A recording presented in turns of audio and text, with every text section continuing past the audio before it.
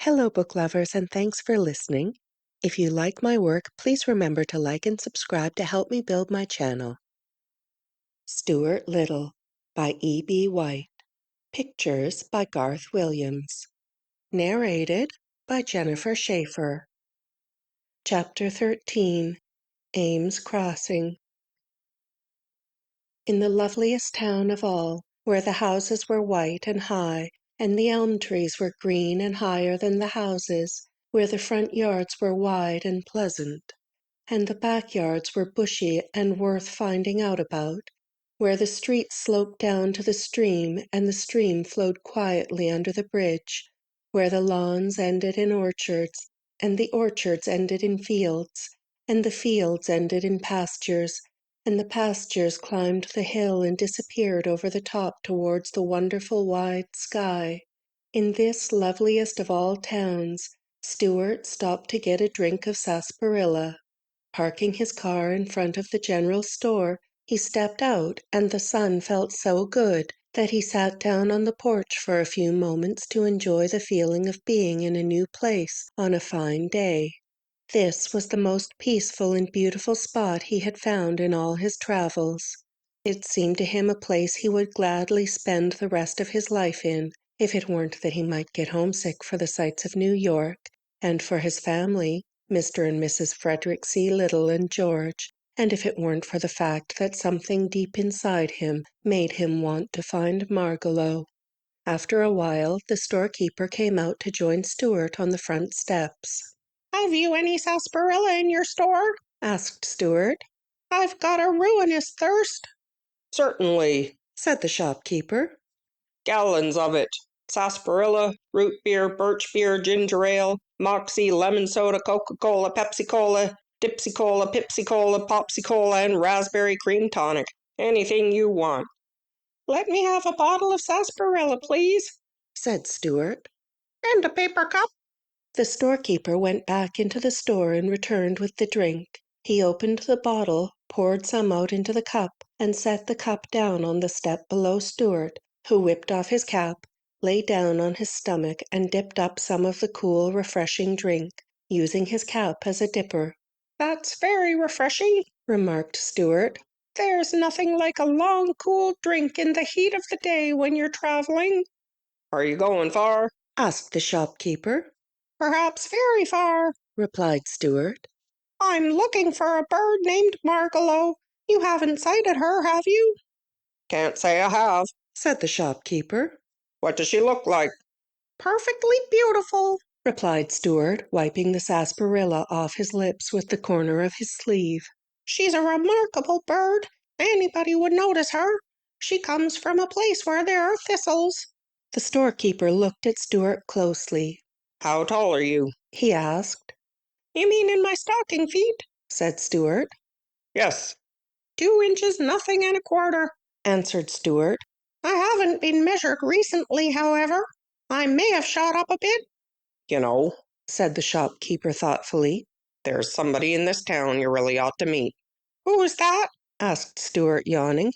"Harriet Ames," said the shopkeeper. "She's just your size, maybe a trifle shorter if anything."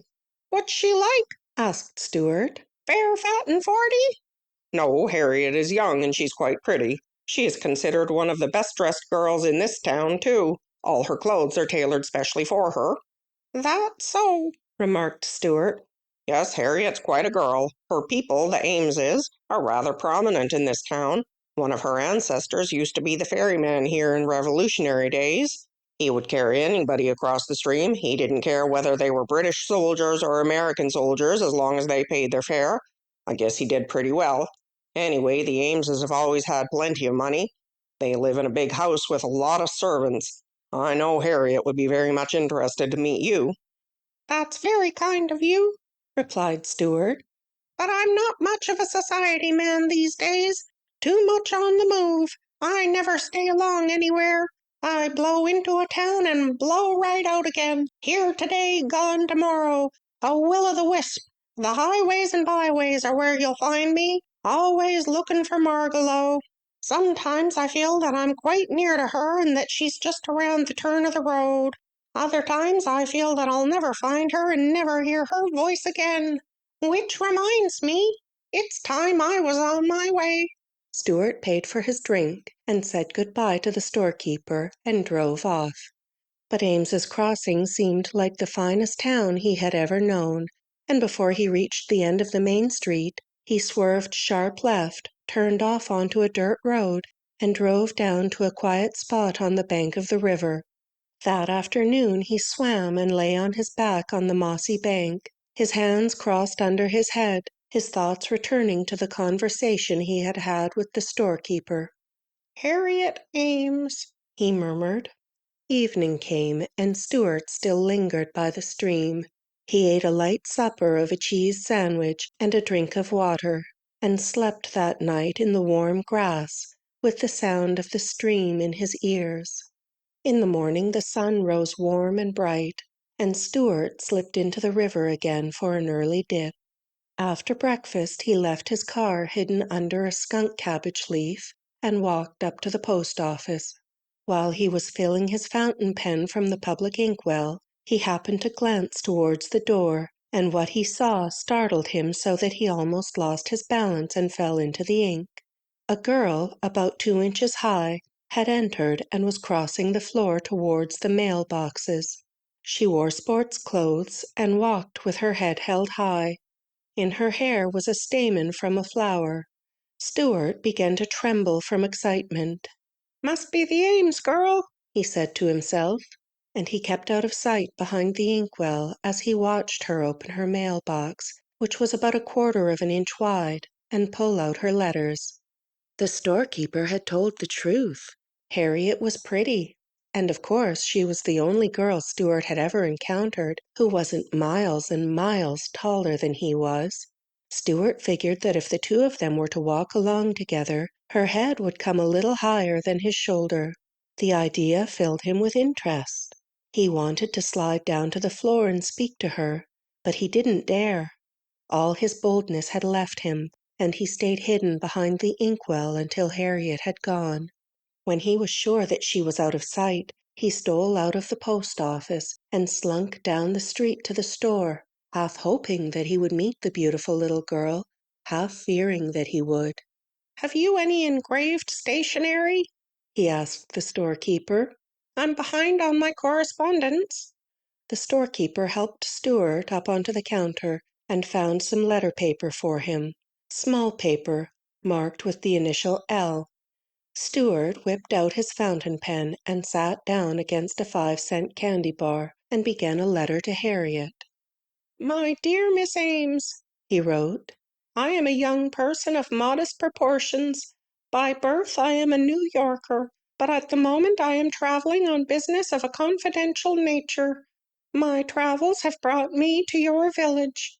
Yesterday the keeper of your local store, who has an honest face and an open manner, gave me a most favorable report of your character and appearance." At this point in the letter, Stuart's pen ran dry from the long words, and Stuart had to get the storekeeper to lower him head first into a bottle of ink so that he could refill the pen. Then he went back to letter writing.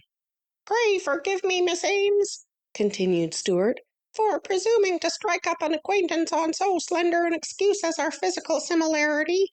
But of course the fact is, as you yourself must know, there are very few people who are only 2 inches in height. I say 2 inches. Actually, I am somewhat taller than that. My only drawback is that I look something like a mouse. I am nicely proportioned, however. I am also muscular beyond my years. Let me be perfectly blunt. My purpose in writing this brief note is to suggest that we meet. I realize that your parents may object to the suddenness and directness of my proposal, as well as to my somewhat mouse-like appearance, so I think probably it might be a good idea if you just didn't mention the matter to them. What they don't know won't hurt them. However, you probably understand more about dealing with your father and mother than I do, so I won't attempt to instruct you, but will leave everything to your good judgment. Being an outdoors person, I am camped by the river in an attractive spot at the foot of Tracy's Lane. Would you care to go for a paddle with me in my canoe? How about tomorrow afternoon toward sundown, when the petty annoyances of the day are behind us and the river seems to flow more quietly in the long shadows of the willows? These tranquil spring evenings are designed by special architects for the enjoyment of boatmen. I love the water, dear Miss Ames, and my canoe is like an old and trusted friend. Stuart forgot, in the excitement of writing Harriet, that he did not own a canoe. If you wish to accept my invitation, be at the river tomorrow about 5 o'clock. I shall await your arrival with all the eagerness I can muster. And now I must close this offensive letter and catch up with my affairs. Yours very truly, Stuart Little. After Stuart had sealed his letter in an envelope, he turned to the storekeeper. Where can I get hold of a canoe? He asked. Right here, replied the storekeeper.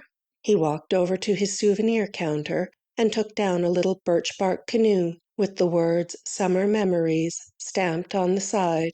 Stuart examined it closely. Does she leak? asked Stuart. it's a nice canoe. replied the shopkeeper, bending it gently back into shape with his fingers. It'll cost you 75 cents plus a penny tax. Stuart took out his money and paid the man. Then he looked inside the canoe and noticed that there were no paddles. What about paddles? he said, making his voice sound businesslike. The storekeeper hunted around among the souvenirs, but he couldn't seem to find any paddles. So he went over to the ice cream counter and came back with 2 little cardboard spoons, the kind you use for eating ice cream on picnics. These'll work out all right for paddles, he said. Stuart took the spoons, but he was disgusted with the looks of them. They may work out all right, said Stuart. but I would hate to meet an American Indian while I had one of these things in my hand. The storekeeper carried the canoe and the paddles out in front of the store and set them down in the street. He wondered what this tiny boatman would do next, but Stuart never hesitated. Taking a piece of thread from his pocket, he lashed the paddles to the thwarts, swung the canoe lightly up over his head, and walked off with it as calmly as though he were a Canadian guide. He was very proud of his ability with boats, and he liked to show off. End of chapter 13.